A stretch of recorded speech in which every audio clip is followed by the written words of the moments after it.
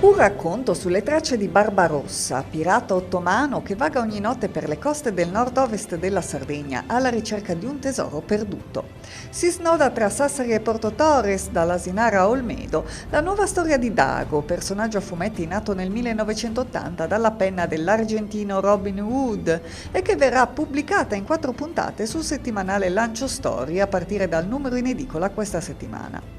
E per questa avventura in 48 pagine, ambientata nella Sardegna a cavallo tra Medioevo e età moderna, la trama è affidata a uno sceneggiatore che quei luoghi li conosce bene. Gianluca Piredda, scrittore e sceneggiatore sassarese che ha costruito una carriera solida anche negli Stati Uniti, grazie a personaggi come Airboy e Warrior Nun, da cui Netflix ha tratto l'omonima serie. I disegni, filologici nella ricostruzione delle architetture locali e dei costumi d'epoca, sono invece della genovese Silvia Marino. Quello di Dago, che nella sua storia ha fatto tappa in tutto il Mediterraneo, è in realtà un ritorno in Sardegna, dato che solo un anno fa era stato protagonista di un episodio nel centro-sud dell'isola.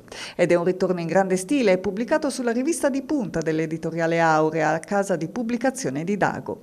Un ulteriore attestato di stima per la professionalità di Piredda, che per questa storia affianca lo staff argentino con un team di altri stimati professionisti italiani. Quale sarà dunque il tesoro di cui va alla ricerca Barbarossa? La risposta è già in edicola.